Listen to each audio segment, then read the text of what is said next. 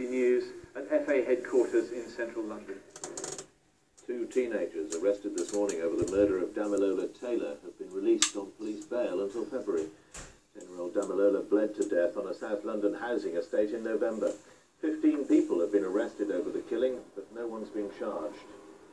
The loyalist paramilitary leader Johnny Adair has been told he must stay in jail. The Sentence Review Commission in Northern Ireland rejected his application for release after accepting government evidence that he'd been involved in drug dealing and paramilitary activity while out of prison last year.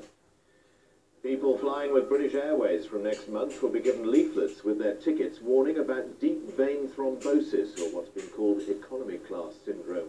They'll explain how potentially fatal blood clots can be prevented on long-haul journeys. America's President-elect George W. Bush suffered his first major setback tonight after one of his cabinet nominees was forced to withdraw.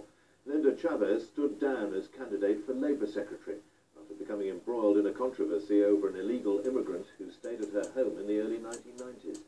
From Washington, Stephen Sacker reports. The governor of Texas is moving out of his Austin mansion, destination the White House, Washington. We're really excited about our new home and the new venture, but it's a nostalgic moment for us. George Bush supervising the packing and preparing for government. He's been widely praised for picking a capable cabinet team and doing it quickly. But today, a major embarrassment. Linda Chavez, Bush's nominee for Labour Secretary, bowed to growing pressure and announced her withdrawal. The reason, her failure to come clean about her dealings with an illegal Guatemalan immigrant a decade ago. A woman, Ms. Chavez says, she sheltered out of charity. I have decided that I am becoming a distraction, and therefore I have asked President Bush to withdraw my name for Secretary of Labor. For the past 24 hours, Marta Mercado has been in the eye of a political storm. She lived here in Linda Chavez's home for 2 years in the early 90s. She was an illegal immigrant. She did odd jobs for Ms. Chavez. Washing dishes, doing laundry sometimes, taking care of the dogs. You know, they have dogs. Linda Chavez.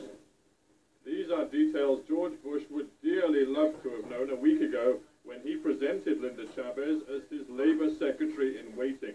She'd been vetted, but not closely enough. George Bush is said to be disappointed at the loss of Linda Chavez.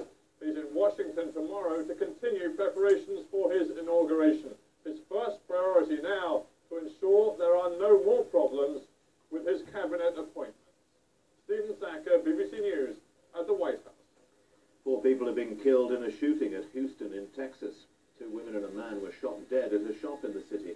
The gunman held police officers at bay for more than an hour before apparently turning the gun on himself. A series of bomb attacks in Indonesia have rocked the country's new democracy.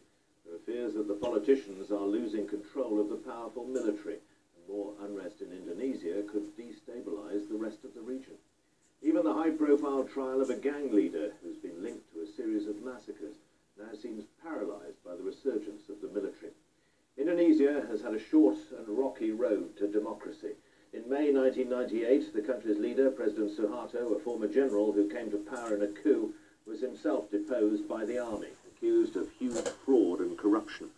But the military was stunned by a massive setback in September 1999, when Indonesia was forced out of East Timor after 24 years of occupation. In democratic elections the following month, the frail and elderly Abdurrahman Wahid narrowly won the presidency. But now it's thought the army is secretly backing rebellions on outlying islands as a way of undermining his government. From Indonesia's capital, Jakarta, Matt Fry reports. The defendant greeted as heroes in court, treating the judges like old friends. A self-confessed killer, it was Eureka Gutierrez and his militiamen who laid waste to East Timor a year and a half ago. Today he was thumbing his nose at justice. He can afford to. The charge against him is merely the illegal possession of weapons. It should have been more. This was his handiwork, the systematic destruction of East Timor.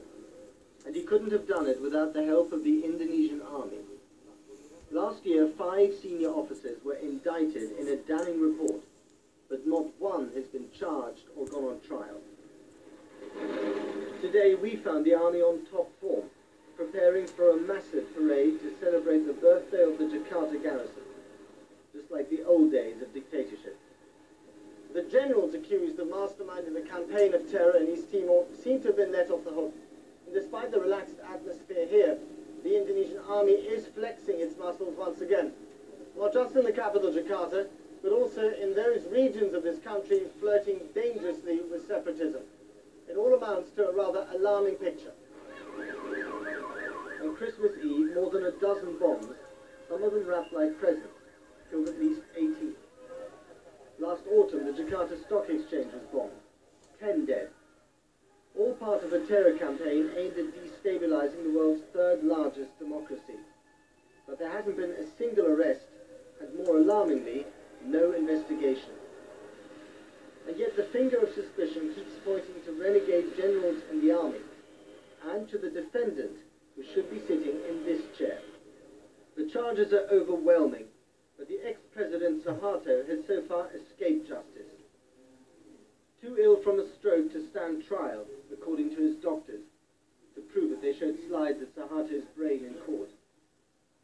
But the former dictator on the left is clearly in better shape than the man trying to run this country and unable to walk without help, President Wahid. When Suharto's trial was called off, the people erupted and the police stepped in with shocking brutality. This remains a land without justice. Matt Fry, BBC News, Jakarta. For nearly an hour here this evening, the moon was totally eclipsed as the Earth's shadow passed across it. All over the country, astronomers gathered around their telescopes to watch the moon slip into darkness. The best views were in the north of England, western Scotland and Northern Ireland, where the skies were clearest. Through the ages, it's been interpreted by man as a portent of doom. A full moon vanishing to reappear blood red meant the gods were angry. But at the start of this new millennium, the prospect of a total eclipse is a spectacle to be enjoyed. You can see it on television, you can read the books and everything else, but actually going out and actually seeing it is amazing. I'm into this kind of thing, so it's really exciting for me. It brings it all home that you're not the only thing in the solar system and things are happening out there. Here at Greenwich, crowds gathered as the lunar surface was thrown into darkness, the view enhanced by the lack of dust in the upper atmosphere, because there haven't been any really big volcano eruptions for years. We've had a really enjoyable evening. I mean, these are mainly spectacles rather than particularly interesting events from the point of view of science, but nonetheless it's been really good. Everybody here's enjoyed themselves. We've got a great view of the moon, and it's been really good fun.